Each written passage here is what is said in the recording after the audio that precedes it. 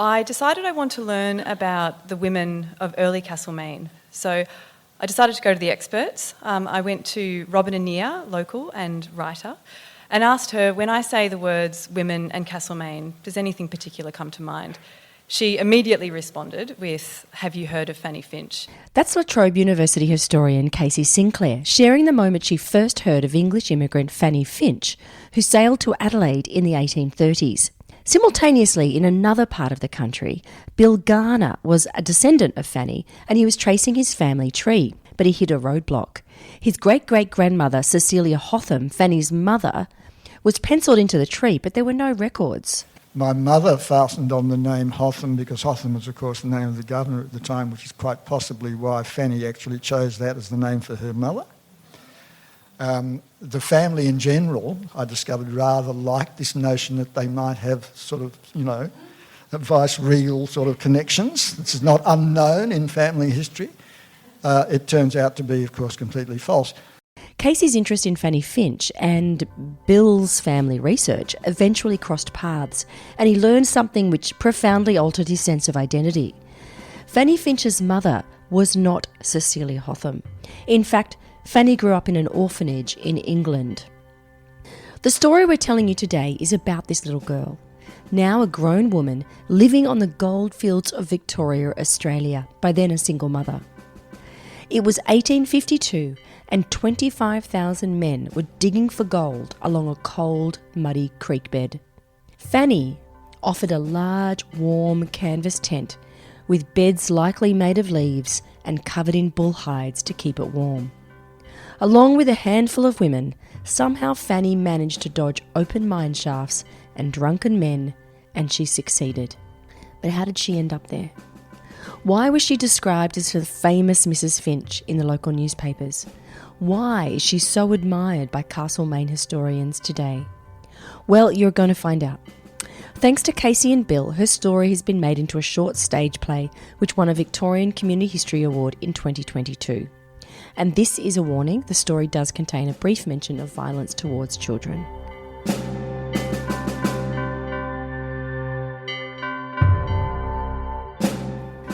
My name's Kate Follington and you're listening to the podcast Look History in the Eye, produced by Public Record Office Victoria, the archive of the state government. 100 kilometres of public records are preserved in climate-controlled vaults, and we meet the people who dig into those boxes, look history in the eye, and bother to wonder why. You can see records related to this story by searching Look History in the Eye podcast online.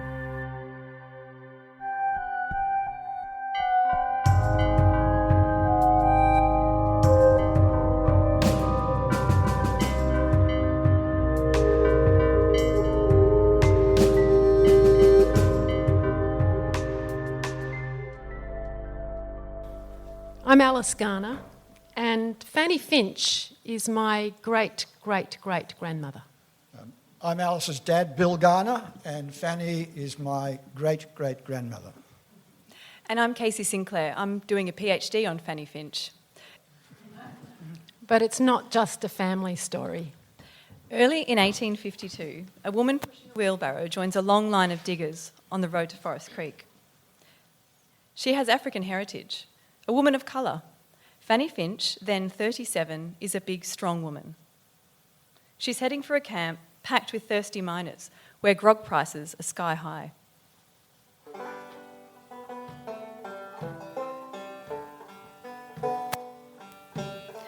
Fanny had come out to South Australia as a domestic servant in 1837, just 1 month after Colonel Light had surveyed the site for Adelaide.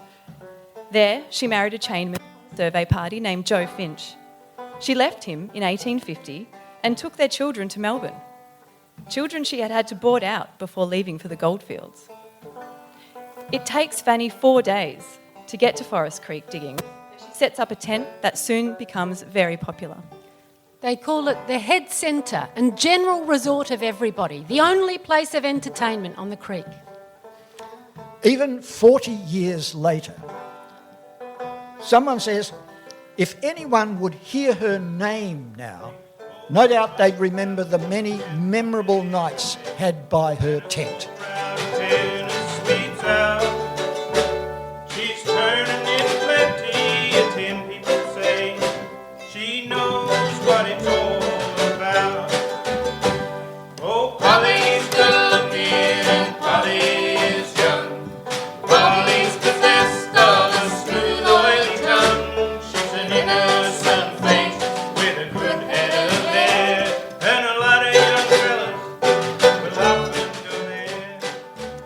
frogging was profitable, but risky. You got a hefty fine. Fanny's tent was destroyed twice in 1 week. And each time the police burnt it down, the diggers put up another one. Fanny prospers at Forest Creek. In 1854, she moves her business into Castlemaine, expands it, and places a notice in the local paper. Baths.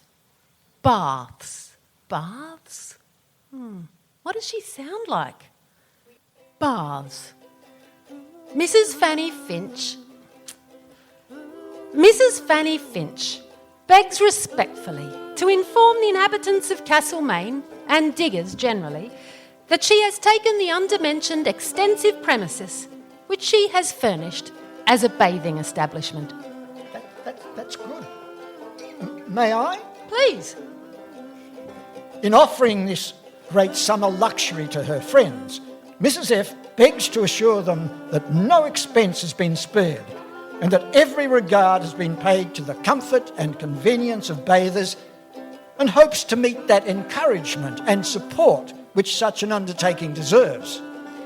A refreshment and reading room is attached where all the leading periodicals will be found. Ladies and children carefully attended to by Mrs. F personally. Note the address, Templeton Street, next door to Messrs. Pye and Company's lemonade manufactory.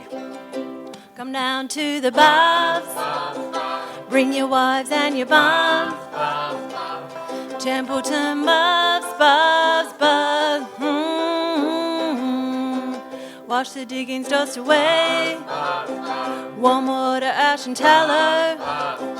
Pie and curds, lemonade. Ooh. 3 shillings for a shower. 4 shillings for a bath. 1 crown will make your dreams come true. I didn't know what her accent would be like. I also knew that physically we were quite different. But I thought that if I spent time with her words, because she did write letters that are in the records, I might be able to make sense of her way of seeing the world. So that was my way in. Fanny's bathing establishment proves costly. Then she gets a heavy fine for selling grog. In a letter to the Mount Alexander Mail, she boldly proposes a solution to her money worries. If those who are in my debt would come forward, each with 1/3, I would be relieved of all my debts, have a good house for my family, and cash to put in my pocket. I also beg to state that, in spite of what enemies I may have, I intend to keep throughout the winter ready-cooked ham, beef soups a la mode, etc. from 7 in the morning till 7 at night. She doesn't miss a chance. She's not shy. Listen to this. A coloured lady attired in bright blue silk and artificial flowers. How good would it be to find a picture of that? Any picture of her. Fanny Finch must have been brave. Late one night, walking home, she hears screaming coming from inside a shop. She bursts in, makes her way through to a bedroom. She sees a man attacking a woman. She drags him off. She pushes him out of the room. She bounces him on the counter and holds him till the police come. The story appears in the Mount Alexander Mail. Everyone in Castlemaine hears about it. Fanny is known as a defender of women and children. Even back in Melbourne, in Bourke Street, when she had seen the continuing abuse of a 7-year-old named Mary Ann Bamford at the hands of her drunken parents. Don't murder your child. You neglect her sufficiently without treating her with such cruelty. She offers to pay for medical attention for Mary Ann. I'll carry the girl to the hospital myself. I'll call the police if you don't help her. By the time the parents take her to the hospital, it's too late. Fanny testified at the inquest and then at the mother's trial for murder. To see children abused, I will say my piece. A strong-minded woman with a genuine tenderness of heart, which led her to be ever ready to serve another in distress, and that too without the slightest ostentation. No face, was more welcome at the Castlemaine Hospital, and not anyone, perhaps, was more charitable to its inmates. She was continually supplying them with creature comforts, and regularly as Christmas came round, she furnished the whole female ward with a first-rate tea with all the necessary concomitants. Not that it helps me when I get in there. I don't know where all the subscription money goes because the place is filthy. Holes in the floor, mice running everywhere. The matron is a monster. But nothing compared to the quack in charge. You were ill? A disease I won't mention. Then I go back in with a cough and they keep me there for more than 2 months. Inflammation of the lungs, they say. I don't know how I recovered. You didn't. It's your obituary in the paper. You died. Not yet. I've only just got started. Fanny Finch died at the Castlemaine Hospital in 1863. That quack killed me. She was buried at Campbell's Creek, but without a headstone. Like a pauper? There's a headstone now, a beauty, paid for by the government. On my grave? Yes. The governor did that? Not the governor, the government. The Minister for Women. There's a minister for women? Yes. In 2020, the Minister for Women, Gabrielle Williams, unveiled a very special headstone to mark Fanny's grave in acknowledgement of Fanny's contribution to women's history in Australia. And it's significant. While running her business in Forest Creek, Fanny keeps her daughters in boarding school in Melbourne. But the kids are with her later in Castlemaine. Do they help with the Sly Grog? It is a restaurant. Sorry, restaurant? Thank you, young man. Fanny was big on correcting the record. A notice in a local paper says she is required to apologise for insulting a Miss Miller. I never. She belts out a letter to the Miners' Right. Sir, in the first place, I am not acquainted with a Miss Miller. In the next place, I am not in the habit of using any language likely to injure the character of any female, even as to require a private, let alone a public apology. So I will thank you to rectify the assertion to my satisfaction in next, Fanny Finch. She's defiant. They cause me endless trouble. There was a sustained campaign against sly grogging. The £50 fine provided substantial revenue. And the Jacks get a cut. She's charged with sly grogging again. Apart from a heavy fine, Fanny faces 4 months' jail for failure to pay. I have a lawyer. She always has a lawyer. Fanny is tried in the police court. The Melbourne Argus calls her the notorious Mrs. Fanny Finch. It's not just the sly grog charge. The Mount Alexander Mail says the fair Fanny invited 2 policemen into her tent. They were acting under orders, of course they were.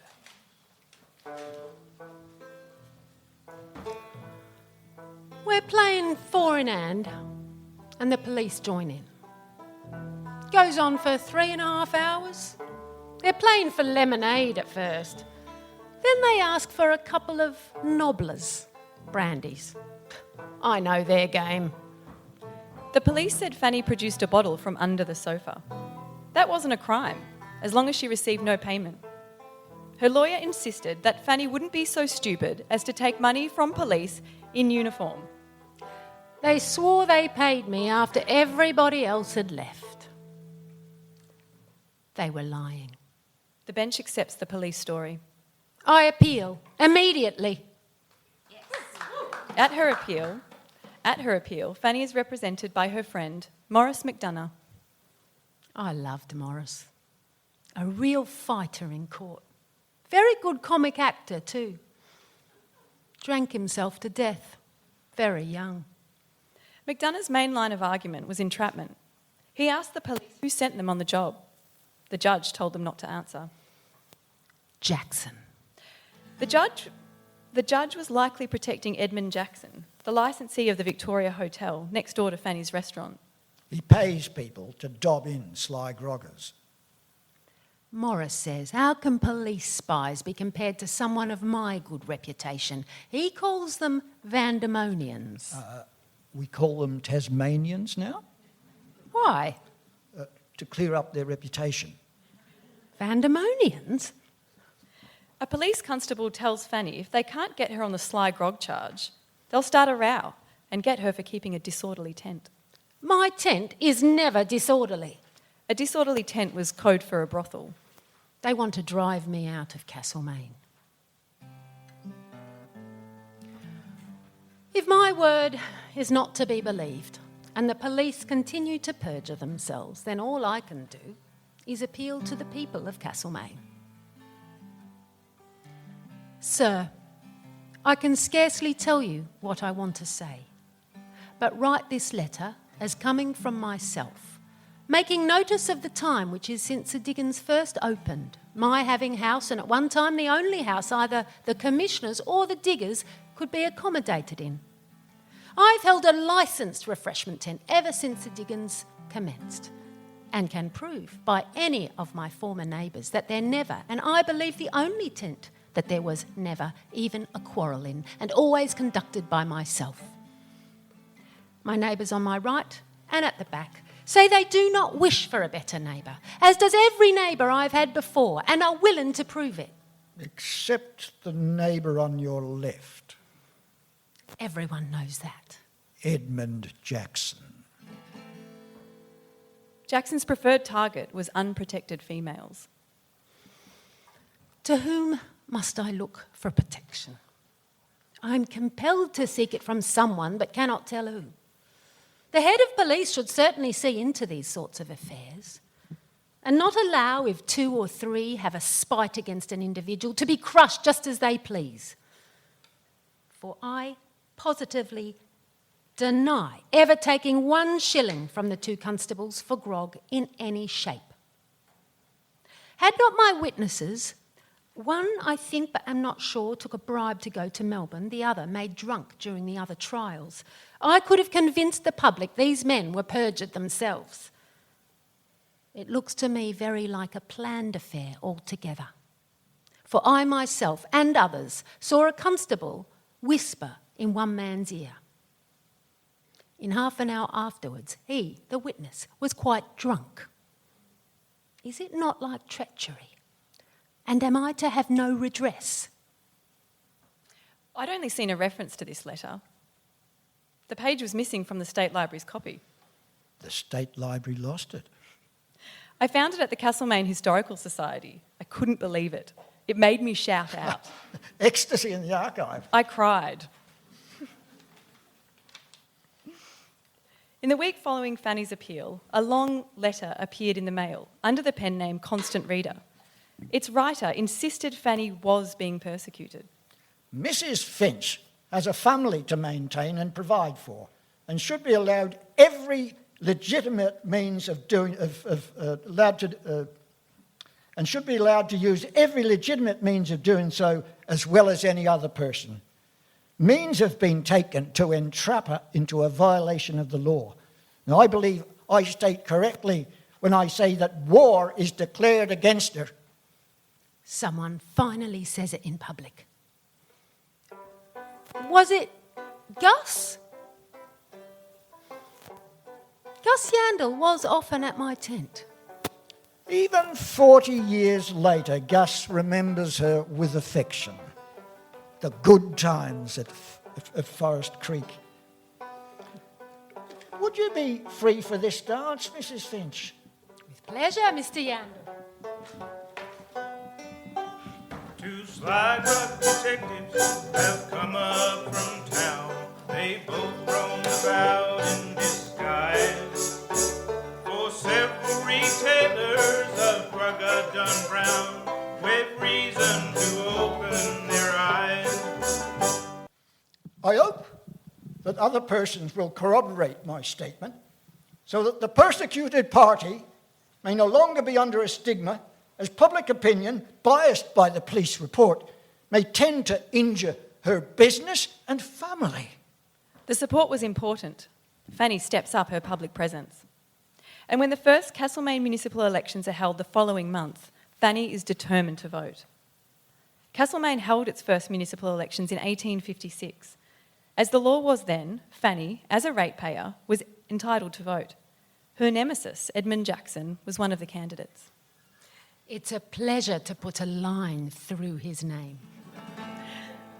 But election officials refused to count Fanny's vote, or that of a female companion. They threw out our votes. We are ratepayers. They say we have no right because we are women. Parliament subsequently ruled that henceforth only male ratepayers would be eligible to vote. Thrown out or not, Fanny's vote was one of the first cast by a woman in Australia.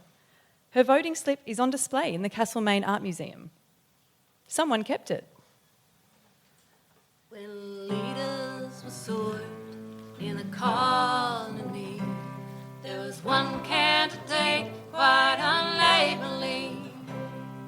The men of the town all had their say. No woman showed in blue satin on polling day.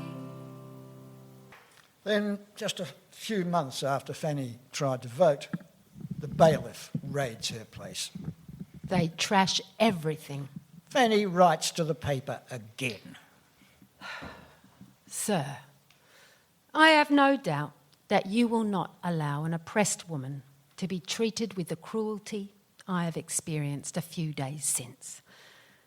Imagine, sir, the sheriff sending down the bailiff to seize upon my goods, and after almost ruining me, quietly saying that he had mistaken me for a person of another name. Surely, sir, there must be some protection for a woman endeavouring to support her children in decency. She continues to suffer police persecution, and money is clearly getting tight. Notice, whereas a pretty little spaniel dog followed me home Saturday week, the owner can have it back by paying me £1 and the expenses of this advertisement. If he does not pay me by Monday, I shall sell it, as I was offered £5 for it and I cannot afford to keep it. The owner lodges a complaint against Fanny for illegally detaining his dog. She opens a restaurant in Amherst, but it burns down and she loses everything. My little John died there. He was 12. Fanny went back to Castlemaine. Records show her in the company of a number of Castlemaine businesswomen who ran so-called gay houses. It was not a fresh start. We were getting by, me and the children. Then I go into hospital with that cough and you tell me I die. That's right. 1863. I'm, what, 48? But what a life! Fanny, Queen of the Main, you fed them and gave them a fine place to stay.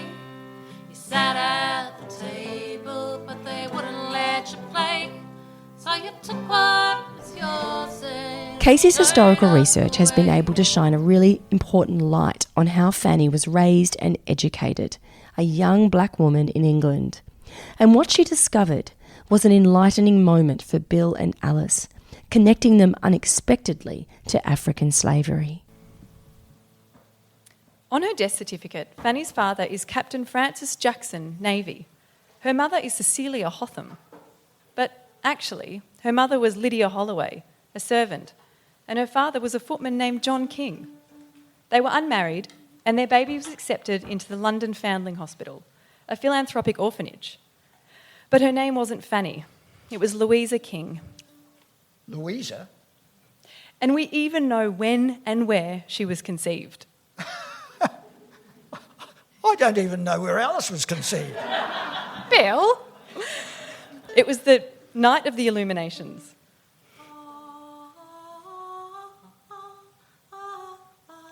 Monday, August 1st, in the summer of 1814, London celebrates a century of Hanoverian rule and the defeat of Napoleon. The city is jumping. It's a huge event, There are fireworks and theatrics and amazing scenes all over London. People place candles in their windows. Servants are given the night off. It's all very exciting. And Lydia and John have sex in one of the public gardens. I did that in Kew Gardens there in 1967. Hallelujah, hallelujah, hallelujah, hallelujah, hallelujah. We don't want to know, Bill.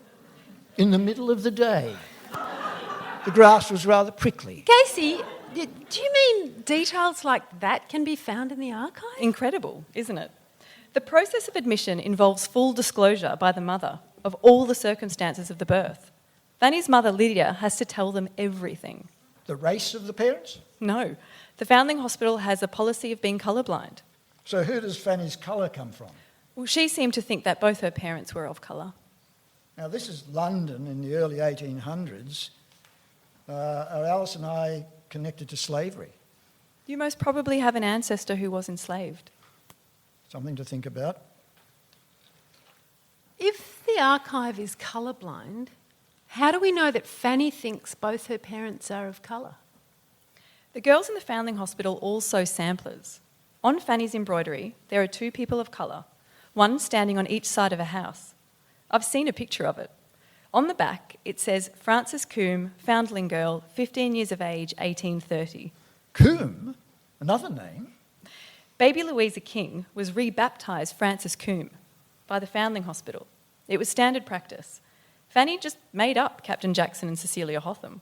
And they're still there in the family tree. But not Fanny. How long was she in the orphanage? I was there for 15 years. Well, that must have been hard. Well, how else would I have learned to read and write? The Foundling Hospital took pride in educating children for a useful life. At 15, Fanny started an apprenticeship in household management. 6 years later, she gained a labourer's free passage to Adelaide.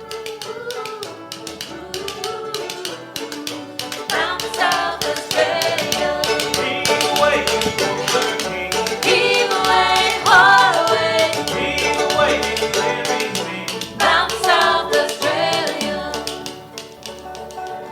Frances Coombe arrived at the tent out of Adelaide in 1837. She was 22. 2 years later, she married Joseph Finch. 4 children survived 7 pregnancies. After she left Joe, Fanny declared him alive or dead as it suited her purpose. For a debt, he was alive. A social matter, she was a widow. I tell people Mrs. Finch begs to inform the local inhabitants that henceforth she will carry on business for her children. I am a woman endeavouring to support my children in decency. By running a brothel, looks like. You try raising 4 kids on your own and see what you do. Respectability was out of reach for Fanny, but maybe not for her daughter, Mary Julia. In 1858, when she was 15 or 16, Mary Julia met a public servant named Oliver Warren Collins, your great-grandfather.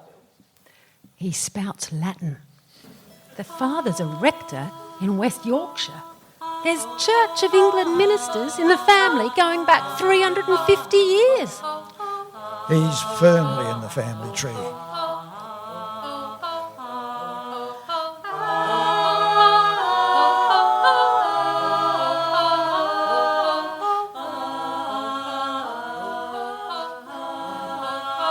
Later, Mary and Oliver are married at the most fashionable church in Melbourne. Fanny records her written consent. There's no mention of her in the wedding notice. Maybe I'm across the street, watching. Joseph Finch gets a mention, but it says he's dead. Joe didn't actually die for another 35 years. In 1853, he was convicted at Buninyong of robbery in company and sentenced to 10 years on the roads, the first 2 in chains. At the time of the wedding, Joe is a ticket of leave man, stuck in Gippsland. Oh, great. Some people come out as convicts. In our family, they come out and become convicts. So Fanny takes Joe and herself out of the picture. She's constructing a new family. A white one. The one we thought we were. I find it hard to believe that someone who who's so vividly present in her own life, would erase herself like that? That's my family history, Bill. Look, I think it's great that some white people don't see shame in connection to a coloured heritage, but it becomes more complicated when you look at it from the other side. But at least you know who you are, Kasey. No, I don't. You think colour makes it clearer, Bill? My Indian and Sri Lankan heritage might be evident in my skin, but just like yours, my family history was whitewashed. It's the only reason my mother and father's families were even accepted into Australia. They had to prove they possessed as much white blood as they did South Asian. I have white privilege just like you, and it was leveraged for gain, just as it was for you. Yeah, but Kasey, Alice and I haven't lived as persons of colour as you have. I mean, the danger for us, quite frankly, is to be self-congratulating about finding African heritage. But, I mean, can you be charged with appropriating your own family history? Yes.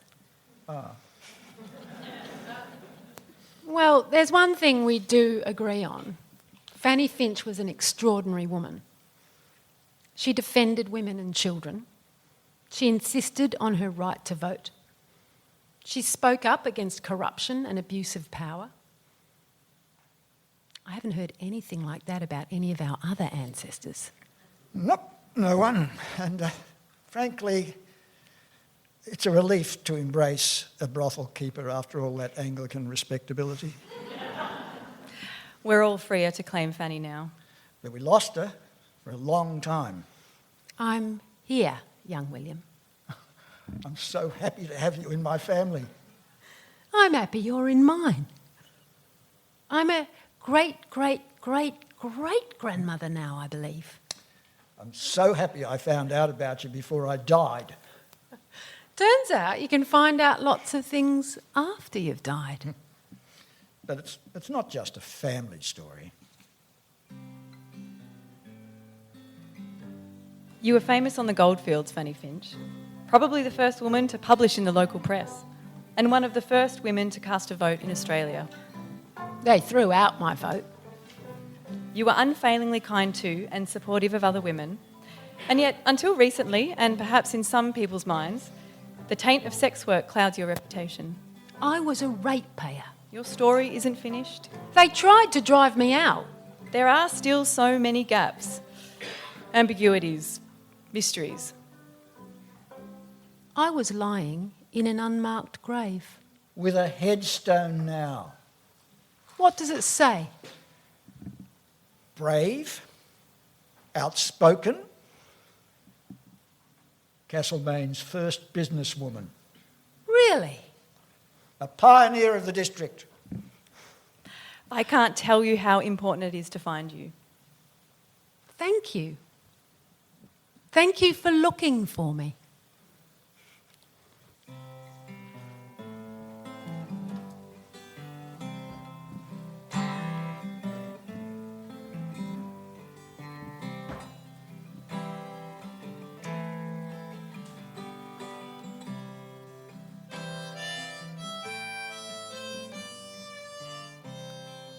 Rise and fall on a London high tide, a future uncertain, courage a guide.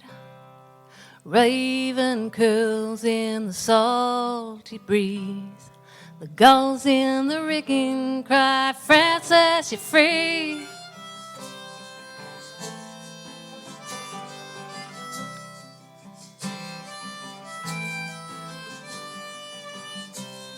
A sailor's bride in Adelaide. In your strong, fertile mind, bigger plans were laid.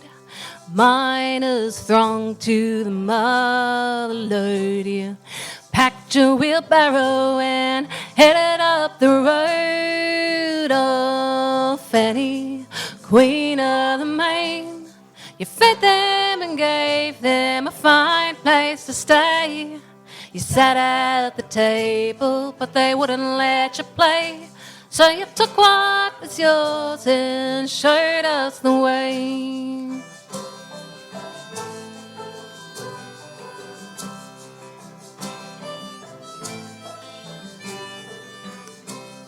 Oh, Castle Main streets sparkled with gold, and plenty of men to buy what she sold. A hearty meal, a roof over their heads, and all kinds of comfort, and all kinds of beds.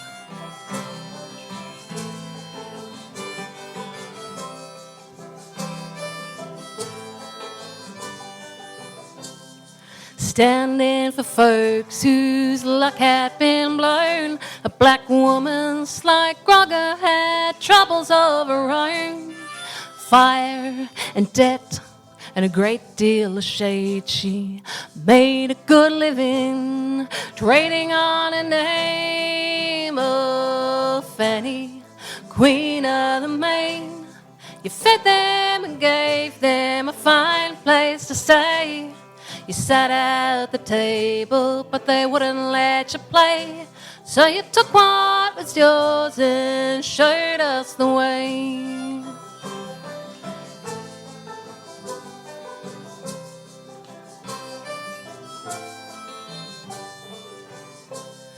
When leaders were sought in the colony, there was one candidate quite unably. The men of the town all had their say. The woman showed in blue satin on polling day.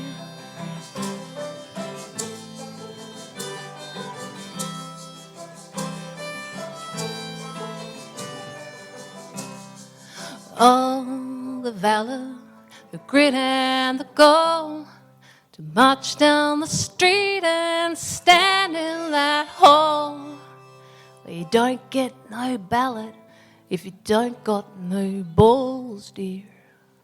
She said, well, I got the right and I'll sign it right here. Oh, Fanny, Queen of the Main.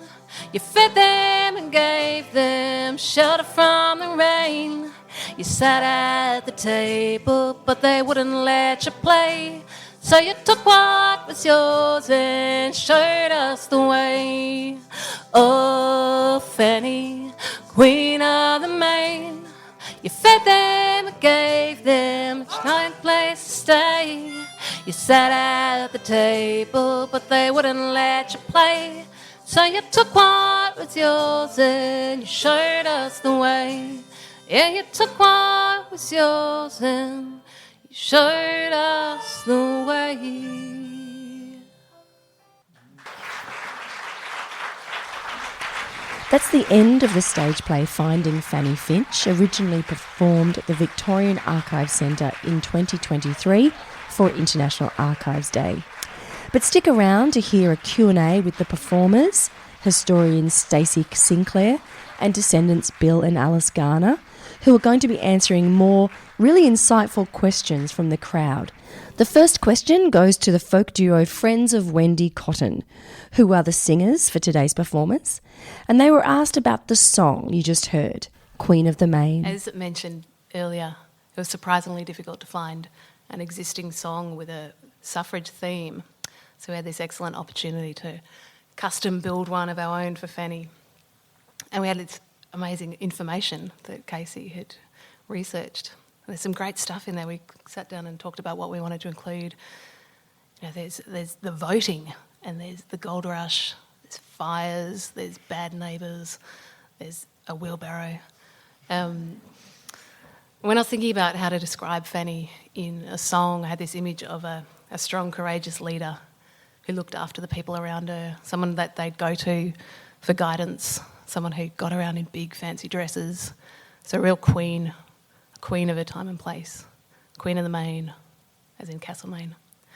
We're pretty excited when the others liked the song and it got included in the play. And we're particularly pleased when we played it at a rehearsal and Kasey cried.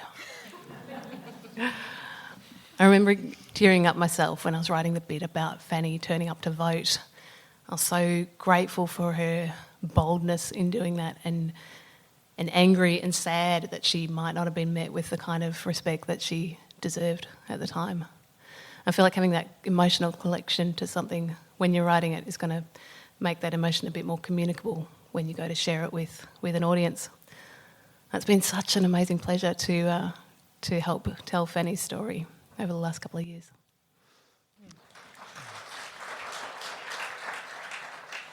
Hi, thank you. Phenomenal. So my question is, I'm curious about what the husband that she married. I was curious about what was his background and his race, and the kind of the racial dynamics of that time for her marrying. Sure, thank you. Joe was an Anglo man. He was 5'8", fair skin, green eyes, had a tattoo of Fanny on the side of his arm. No, he didn't have a hole in his face. His son had a hole in his face. So he was an Anglo man. So he was from a poor farming family from Hampshire. It seems as though his family released their first 4 children because they disappear from the records. And then from there they have another 4 children who continue to live in Hampshire and have families, and I can trace them to the 1910s. In fact, the youngest son, George Finch, goes looking for Joseph in the late 1890s and says, "My brother, Joseph Finch, who I never met, emigrated to South Australia in 1836, and we never heard from him again. Does anyone have any information?" A couple of survey ships came out with Colonel Light, and he was on the other ship, and they were anchored at Kangaroo Island first of all, and while they were there, Joe went off hunting by himself. After a couple of days, he didn't come back, and they sent out search parties for him, and they couldn't find him. And after another day or so, they gave up, and they were rowing back. They rowed back to the ship. They were unfurling the sails when they saw some blackfellas on the shore waving frantically. They lowered the longboat, went back to the mainland, the shore, and there was Joe. The local Garner people had found him. He'd attempted to light a fire using gunpowder. This actually tells you a lot about Joe.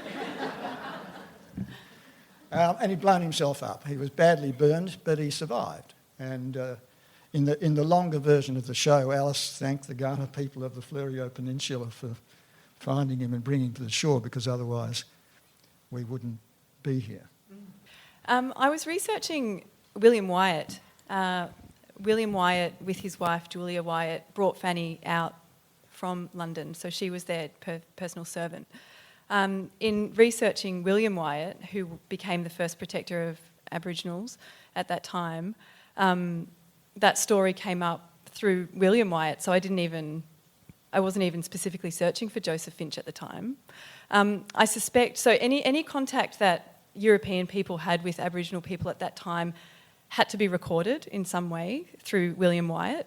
So Joseph obviously had to go to William and explain what had happened, and then it was published in the paper. And it's possible that through that interaction, Fanny and Joseph met. Just on that note, did you find out anything about the employers of Fanny's parents? Yes, I did, yes. So I know that Fanny Lydia Holloway was the servant to a man called Joseph Maberley, who was personal solicitor to Macquarie. So he was quite high up. He was also a personal solicitor to a man named James Morley, who was also associated with the colonial campaign. Curiously, and I can't work this out, if anyone wants to have a crack at it, let me know if you have any luck, but Lydia lives with a James Morley when she gives Fanny to the Foundling Hospital, and I just find that to be a really interesting coincidence. James Morley was a bricklayer. I can't find anything about him. So, yeah, Lydia lived in a pretty high-standing house when she fell pregnant with Fanny. John King was the footman to a salter, which was quite a high social standing at the time. So there's two pieces of evidence that I have to support the fact that she was African heritage. One is the DNA of the descendants, who I've connected with through multiple lines. So I've connected with the descendants of Fanny's eldest daughter, and her family are big on testing, and they've consistently had West Coast results. Bill, also, your cousin, he had West Coast, she had West Coast, yeah. The other piece of evidence is that a poem is written on board the John Renwick, which is the ship that Fanny sailed from London. And on board was an artist by the name of Teresa Chauncey. She's quite a famous sculptor with her sister Martha. She wrote a poem and she refers to Fanny as an African woman. So they're the two pieces of evidence that I have. Yeah. Thank you all. That was really remarkable. Kasey, do later suffragettes acknowledge Fanny in any way? And secondly, do you have any understanding of how the ballot slip is at the Castlemaine Art Museum? Is that Naomi? It is, yes. Hi. I work there. Yes. Okay, so no, in short, they did not. Don't think they really acknowledge women of colour or the efforts of working class women at all. So no, unfortunately not that I've found. The fact that the ballots survive is really interesting. It was retained by David Preshaw, who was a doctor in Castlemaine at the time and started the Castlemaine Hospital. I suspect that the reason that the ballots survived is because those early pioneers thought they were pretty cool. They were like, we've started this town, we need to celebrate ourselves. And so they were actually data collecting from really early on. And so the fact that the first municipal election collection was saved is unsurprising because of the pedestal that they kind of put themselves up quite early. No other collection of ballots have been saved, from my understanding. This was the one and only. Fanny voted alongside another woman who was unnamed in the Argus. I can't find her name in those ballots, largely because most of them are illegible. I have a feeling most people were drunk when they voted. A lot of the signatures kind of go off the page. So if that woman is there, I can't read her name. I haven't identified it. Marjorie Theobald has a few theories about who that woman was based on the rate books at the time. There were only 3 or 4 women paying rates that Marjorie thinks would have been bold enough to cast a vote. Her name was Catherine Gorman, I believe, yeah. She was the publican of the Taradale. Bill and Alice, you said that Fanny's been written out of your family tree. Who's sitting there instead? Francis Jackson and Cecilia Hotham are sort of penciled in. One of the reasons I started investigating this part of our family history and that led me to Kasey was that I knew that my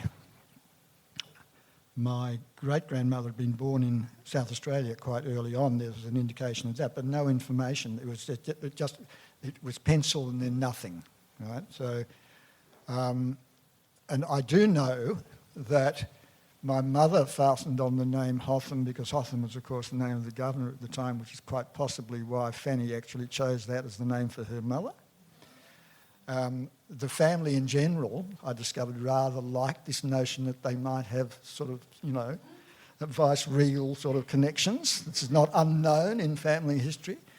It turns out to be, of course, completely false. I think one of the things it's interesting is that this secret was kept in the family for, 150 years.